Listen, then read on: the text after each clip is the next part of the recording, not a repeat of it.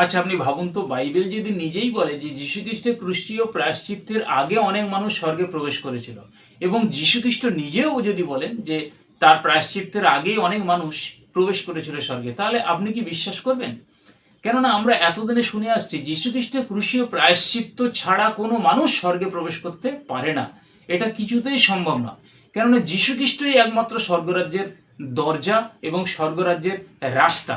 এটা সমস্ত খ্রিস্ট বিশ্বাসীরা তারা মনে প্রাণে অন্তরে বিশ্বাস করে চলেছে। অনেক বাইবেল বা খ্রিস্ট সুসমাচার প্রচারক তারা নিজেরা কিন্তু তুলে ধরেন এই সত্যতা মানুষের কাছে, যে যীশুখ্রিস্ট নিজেই বলেছেন তার আগে অনেকে স্বর্গে প্রবেশ করে গেছে। আর আমরা সেই বিশ্বাসে বসে আছি যে যীশুখ্রিস্ট কবে এসে পরিত্রাণ দিয়েছে, তারপরে গেছে।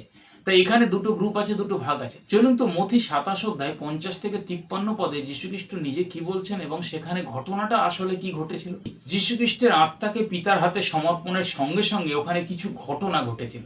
সেই ঘটনাগুলো আমরা যদি দেখি তাহলে বুঝতে পারবো। প্রথমত হয়েছিল কি, তিরস্করণীর উপর থেকে নিচ পর্যন্ত চিরে গেছিল। এই তিরস্করণীর দুটো দিক রয়েছে। আমরা একটা দিক জানি যে জেরুজালেম মন্দিরের যে পবিত্র স্থান এবং মহাপবিত্র স্থানের মাঝখানে যে মোটা একটা পর্দা দিয়ে আড়াল করা ছিল, দুটোকে সেপারেট বা ভাগ করা ছিল, সেই তিরস্করণী বা পর্দাটা ওপর থেকে নিচ পর্যন্ত চিরে গেছিল। কেননা মহাপবিত্র স্থানে সবাই প্রবেশ করতে পারতেন না। কেবলমাত্র মহাযাজক প্রায়শ্চিত্তে সেই রক্ত নিয়ে গিয়ে নিয়ম সিন্ধুকের উপরে ছিটাতেন, সেই কারণের জন্য সবাইয়ের অধিকার সেটা ছিল না। তাই পরবর্তীকালে যেন সমস্ত মানুষ গিয়ে সরাসরি নিজেদের পাপের জন্য অনুতাপ করতে পারেন এবং তারা ক্ষমা পেতে পারেন, তাই তিরস্করণীর পর্দাটা দুই ভাগ হয়ে গেছিল, সবার জন্য সমান অধিকার হয়ে গেছিল। এই অর্থটাই আমরা জানি।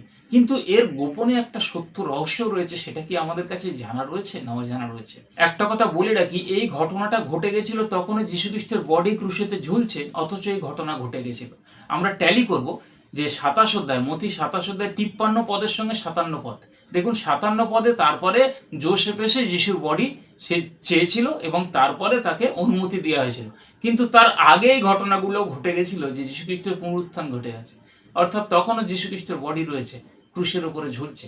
তাই এখানে কি ঘটনা ঘটেছিল, যীশুখ্রিস্ট যে রাস্তা দিয়ে এসেছিলেন, সেখানে বাইবেলের অনেকটা জায়গায় রয়েছে যে যোহন যে রাস্তা দিয়ে এসেছিলেন ধার্মিকতার রাস্তা, এবং যিশুও সেই ধার্মিকতার রাস্তা দিয়ে এসেছিলেন। পিতা যেমন যিশুকে পাঠিয়েছিলেন, পিতা যোহনকেও পাঠিয়েছিলেন, সেটাও বাইবেলে রয়েছে। তো এখানে সেই রাস্তাটা ছিল ধার্মিকতার রাস্তা। সেই রাস্তা দিয়ে ধার্মিক লোকেরাই কেবলমাত্র যেতে পারবে, আসতে পারবে, অন্য কেউ যেতে পারবে না। যারা পতিত, অর্থাৎ যে সমস্ত মানুষের জন্য যীশুখ্রিস্ট প্রায়শ্চিত্ত করতে এসেছিলেন, তাদের জন্য সেই রাস্তাটা নয়। তাদের সেই পাওয়ার, সেই ক্ষমতা, আত্মিক ফেস ভ্যালু পাওয়ার ছিল না যে পাওয়ারের বলেতে তারা সেই রাস্তা দিয়ে যেতে পারবে। তাই তো যীশুখ্রিস্টকে আসা প্রায়শ্চিত্ত সাধন করার জন্য, অন্য একটা রাস্তা তৈরি করার জন্য। তো এখানে তিরস্করণী অর্থ হচ্ছে সেই উপর থেকে, অর্থাৎ প্যারাডাইস থেকে, পরম দেশ থেকে এবং এই পৃথিবী পর্যন্ত যে রাস্তাটা তিনি তৈরি করেছিলেন, যে উপর থেকে নিচ পর্যন্ত, অর্থাৎ তার মাঝখানের যে জগৎ। আমরা জানি যে মহাকাশে সেই অনেকগুলো স্তর রয়েছে, অনেকগুলো লেভেল রয়েছে। তার মধ্যে দেবতাদের জগৎ রয়েছে, অসুরদের জগৎ রয়েছে, লুসিফার কালসর্পের জগৎ যেগুলোকে আমরা বলি, সেইগুলো রয়েছে। তাই আমাদের সেই সমস্ত জগৎ অতিক্রম করে যেতে হবে, কিন্তু রাস্তা ছিল না। তাই ওপর থেকে নিচ পর্যন্ত পতিত মানুষের মহামুক্তির জন্য যীশুখ্রিস্ট রাস্তা করেছিলেন। সেইটা হচ্ছে ওই তিরস্করণী, যেটা অদৃশ্য একটা রাস্তা তিনি বানিয়ে দিয়েছিলেন। কেননা অলরেডি একটা রাস্তা ছিল, ধার্মিকতার রাস্তা, কিন্তু সেই রাস্তায় যেহেতু আমরা যেতে পারবো না, বা যারা পতিত মানুষ তারা যেতে পারবে না, তাই তাদের জন্য অন্য একটা রাস্তা যীশুখ্রিস্ট করেছিলেন।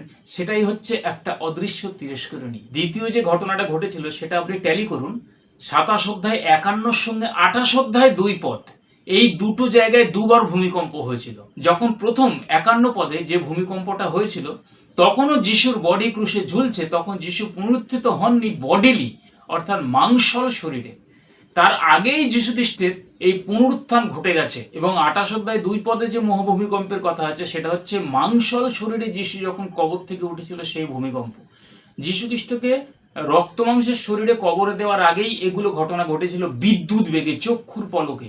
52 পদে আপনি দেখবেন সেখানে আছে যে কবর সকল খুলিয়া গেল এবং পবিত্র লোকের দেহ উত্থাপিত হইল। তাহলে কোন কবর খুলে গেল এবং কোন পবিত্র লোকের দেহ উঠল? সেই পবিত্র লোকের দেহ কেন কবরে এতদিন শায়িত ছিল? কেননা আমাদের কাছে অজানা নেই এটা, যে যীশুখ্রিস্টের তখনও প্রায়শ্চিত্তের কাজ সম্পূর্ণ হয়নি। তাই সেই সমস্ত মানুষেরা কবরে সাহিত্যে ছিল। কোন সমস্ত মানুষেরা? সেই সমস্ত মানুষেরা সত্যকে গ্রহণ করেছিল, বিশ্বাস করেছিল এবং পরিত্রাণকে গ্রহণ করেছিল, কেবলমাত্র শয়তানের শৃঙ্খলে আবদ্ধ হয়েছিল। বলা যেতে পারে যে যেহেতু তিরস্করণীর দ্বিতীয় ব্যাখ্যাটায় আমরা দেখেছি যে উপর থেকে নিচ পর্যন্ত পতিত মানুষের জন্য তখনও রাস্তা হয়নি, সেই কারণের জন্য তারা আবদ্ধ হয়ে গেছিল। যখনই রাস্তা তৈরি করে দিলেন সেই রাস্তায় আসার শয়তানের ক্ষমতা নেই। যেটাকে বলতে পারেন যে তারা প্যানেল আপ হয়েছিল, তারা ওয়েটিং রুমে ছিল, কেবলমাত্র যীশুখ্রিস্টের প্রায়শ্চিত্তের অপেক্ষায় ছিল। যখনই প্রায়শ্চিত্ত হয়ে গেল তখনই তুরীয় নক্ষত্র বেগে তারা সেই রাস্তা তৈরি হওয়ার সঙ্গে সঙ্গে সেখান থেকে তারা ঊর্ধ্বে গমন করলো।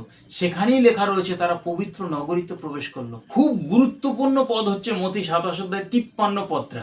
এইখানে লেখা রয়েছে তাহার পুনরুত্থানের পর তাহারা কবর হইতে বেরিয়ে পবিত্র নগরীতে প্রবেশ করলো, অথচ যিশুর বডি তখনও ক্রুশে ঝুলছে। তাহলে এখানে আছে তাহার পুনরুত্থান, অর্থাৎ এখানে কার পুনরুত্থান? যীশু খ্রিস্টের পুনরুত্থানের পর তাহারা কারা? সেই পবিত্র লোকেরা যারা কবর থেকে বেরিয়েছিল, নিদ্রাগত লোকেরা যারা কবর থেকে উঠল, তারা সেই পবিত্র নগরীতে প্রবেশ করলো। আসছে পবিত্র নগরীর কথা। কোন পবিত্র নগরী? তার আগে এখানে বুঝতে হবে যীশু খ্রিস্টের আত্মা পিতার হাতে সমর্পণের সঙ্গে সঙ্গে যেমন রাস্তা তৈরি হয়ে গেল উপর থেকে নিচ পর্যন্ত, এবং ভূমিকম্প হয়ে শৈল সকল বিদীর্ণ হইল, মানে সেই তারা যে প্যানেল আপ হয়েছিল, তারা ওয়েটিং রুমে ছিল, তার বর্ডার ভেঙে চূর্ণ বিচূর্ণ হয়ে গেল, এবং সেখান থেকে তারা উঠলো। তারা উঠে তাহার পুনরুত্থান, এবার 53 পদে আসুন, অর্থাৎ যীশু খ্রিস্টের পুনরুত্থান মানে তিনি আত্মাতে পুনরুত্থিত হয়েছিলেন, কেননা মাংসল বডি তখনও ক্রুশে ঝুলছেন। আপনি 57 পদ দেখবেন, তারপরে জোসেফ এসে বডি যাচনা করেছিল, তার আগের ঘটনা এগুলো ঘটে গেছে। তো এখানে যীশু খ্রিস্টের আত্মিক পুনরুত্থান ঘটেছিল, এবং যীশু খ্রিস্ট ওই রাস্তা দিয়ে প্রথমে গেছিলেন যে রাস্তা উপর থেকে নিচ পর্যন্ত হয়ে গেছিল, বললাম না, এই শয়তান এবং দেবতাদের জগতের মধ্য দিয়ে। সেইখান থেকে যীশু খ্রিস্ট গেছিলেন, এবং যীশু খ্রিস্টের সঙ্গে সঙ্গে তারা সেই নিদ্রাগত মানুষেরা, পবিত্র যারা, স্বর্গরাজ্যে যাওয়ার যোগ্য যারা, কেবলমাত্র শৃঙ্খলে আবদ্ধ থাকার কারণের জন্য আটকে ছিল, তারা তখন যীশু খ্রিস্টের সঙ্গে সঙ্গে ঊর্ধ্বে গমন করেছিলেন। এবং সেখানে লেখা রয়েছে আরো অনেক লোককে দেখা দিলেন পবিত্র নগরী। এখানে পবিত্র নগরী হচ্ছে, অনেক মানুষেরা এই ব্যাখ্যাটার কাছেই ভুল করে, সেটা হচ্ছে তারা বলে এই পৃথিবীর জেরুসালেম, কেননা নতুন জেরুসালেম, যেটা প্রকাশিত বাক্য 21 অধ্যায় 2 পদে লেখা রয়েছে যে স্বর্গ হইতে নতুন জেরুসালেম নেমে আসছে। কিন্তু ম্যাক্সিমাম প্রচারকরা তারা বুঝতে পারে না, তাই তারা এই সলোমনের বানানো জেরুসালেমকেই তারা হাইলাইট করে যে এখানে নিদ্রাগত মানুষেরা উঠে এই জেরুসালেমে প্রবেশ করে অনেক মানুষকে দেখা দিয়েছিল। কি করতে দেখা দিয়েছিল আমাকে বলুন তো? তার মানে সেই নিদ্রাগত মানুষেরা মাংসল বডিতে উঠেছিল, উঠে এই জেরুসালেমের লোকদের, আপনার কথা যদি ধরেই নি, এই জেরুসালেমের লোকদের দেখা দিল। দেখা দিয়ে তারা কি আবার রক্তমাংসের শরীরে সরাসরি উপরে চলে গেছিলেন, না আবার রক্তমাংসের শরীরটা এসে কবরে শুয়েছিল, তারপরে আবার পরে আত্মাতে উঠেছিল, নাকি আবার সারা রক্তমাংসের শরীরে উঠে এদেরকে দেখা দিয়ে আবার পৃথিবীর মানুষদের মতো ঘর সংসার করতে আরম্ভ করলো, খাওয়া দাওয়া করতে আরম্ভ করলো? আপনি বলুন তো। তাহলে এখানে এরা বুঝতে পারে না সত্য রহস্য কি, সেই কারণের জন্য এই ব্যাখ্যাগুলো ভুল করে, আর মানুষকে হাজার হাজার লক্ষ লক্ষ কোটি কোটি মানুষকে ভুল পথে পরিচালনা করে। এটাই তাদের কাছে একটা রীতিনীতি হয়ে দাঁড়িয়েছে। কেননা লেখা আছে অনেক মানুষকে দেখা দিল, এই অনেক মানুষের তত্ত্ব তারা জানে না, অথচ যীশু খ্রিস্ট বলে গেছেন। সেই বিষয়ে আজকে আসছি, কেননা যিশুর সময়ে এই জেরুসালেম দস্যুদের গহ্বর হয়ে গেছিল। আপনি যদি লুক 19 অধ্যায় 46 পদ দেখেন, মার্ক 11 অধ্যায় 17-18 পদ দেখেন, অন্যান্য জায়গাতেও রয়েছে, যীশু খ্রিস্ট বলছেন যে তোমরা দস্যুদের গহ্বরে পরিণত করেছো এই গৃহকে। এবং সেখানকার যে যাজক মহাযাজকরা ছিল তারা শুদ্ধ যিশুকে কিভাবে ফাঁদে ফেলবে সেই ষড়যন্ত্র করলেন। তাহলে আপনি চিন্তা করুন, সেখানে ওই মহাযাজক যাজক তারা তো শিক্ষা দিত মানুষদেরকে, তারাই পরিচালনা করত ধর্মের পথে। যারা সত্যের পথে, ধর্মের পথে মানুষদের পরিচালনা করবে, তারা যিশুকে বিশ্বাস করবে না, তারা যিশুকে বিপদে ফেলতে চাইবে। তাহলে ওখানে টোটালি ব্যবসা ভিত্তিতে ভরে গেছিল। তাই সেই নগরটা আর পবিত্র ছিল না। তাই সেখানে তাকে পবিত্র নগরী বলাটা সম্পূর্ণ মূর্খের কাজ বা বোকামির কাজ হবে।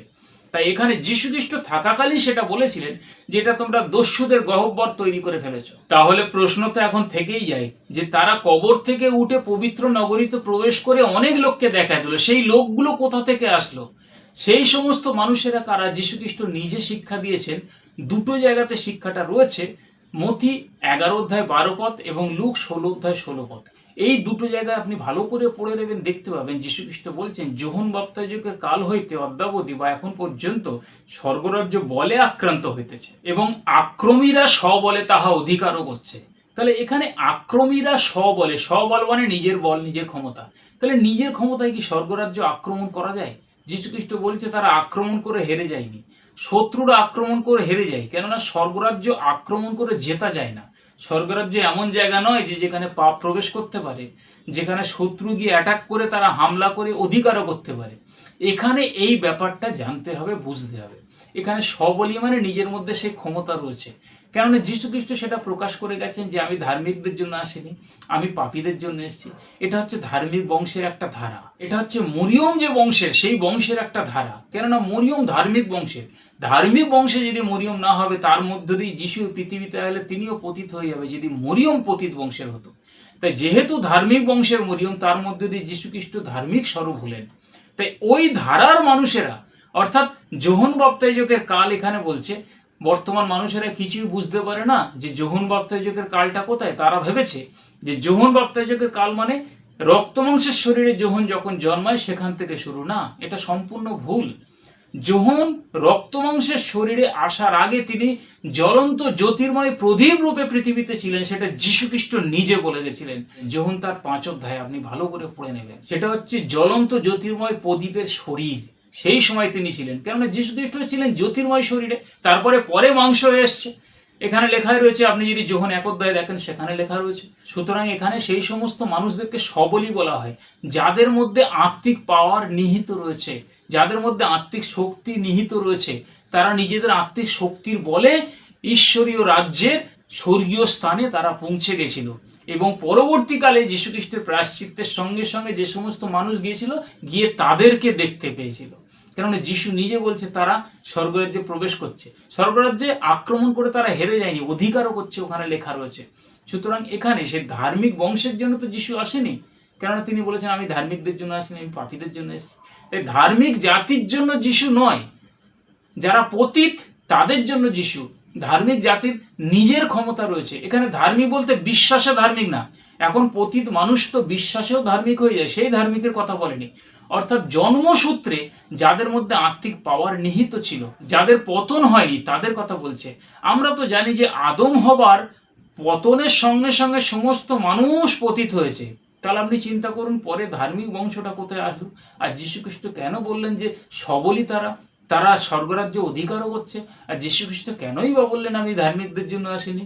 এখানে প্রচারকরা সেটাই বলে ধার্মিক কেউ নাই, একজনও নাই, সেই কারণে যীশু বলেছিলেন। ভুল কথা। বাইবেলই আপনি ভালো করে পড়বেন, অনেক জায়গা লেখা রয়েছে ধার্মিকের কথা। যীশুখ্রিস্ট নিজে বলছে ধার্মিক ছিল। সুতরাং এখানে দেখা যায় যে যীশুখ্রিস্টের রক্তমাংসের শরীর তখনও ক্রুশে ঝুলছিল, তার আগেই এই সমস্ত ঘটনা ঘটে গেছে। সুতরাং যীশুখ্রিস্টের প্রায়শ্চিত্তের আগে ধার্মিক জাতিরা প্রবেশ করে গেছে অলরেডি স্বর্গরাজ্য। পরে পতিত মানুষেরা তারা আত্মিক শরীরে গিয়ে ওখানে তাদেরকে দেখতে পেয়েছিল এবং দেখা দিয়েছিলেন। সুতরাং এই পবিত্র মানুষের দেহ উত্থাপিত হয়েছে, সেগুলো কোনো রক্ত মাংসের শরীর নয়, কোনো এই জেরুসালেমে গিয়ে দেখা দিয়েছে সেটাও নয়, কোনো কিছু এই পৃথিবীর শৈল সকল সেটা নয়। পরবর্তীকালে যীশুখ্রিস্টের বডি নিয়ে গিয়ে কবরে দেয়, তারপরে 3 দিনের দিনে তখন সেটা রক্ত মাংসের শরীরে যিশু উঠেছিলেন, সেখানেও মহাভূমিকম্প হয়েছিল। তার আগে ভূমিকম্পতে এইগুলো আত্মিকভাবে তিনি ওখানে চলে গেছিলেন। তাই এই তত্ত্ব রহস্য আপনার হয়তো অজানা ছিল, আপনার বন্ধুদের হয়তো অজানা রয়েছে। তাই সবার কাছে আপনি শেয়ার করুন, যাতে মহাসত্য তারা জানতে পারে এবং সত্যের সঙ্গে যুক্ত হয়ে নিজের জীবনকে ঈশ্বরের উদ্দেশ্যে একীভূত করতে পারে। আমাদের উদ্দেশ্য হয়ে উঠুক এটাই।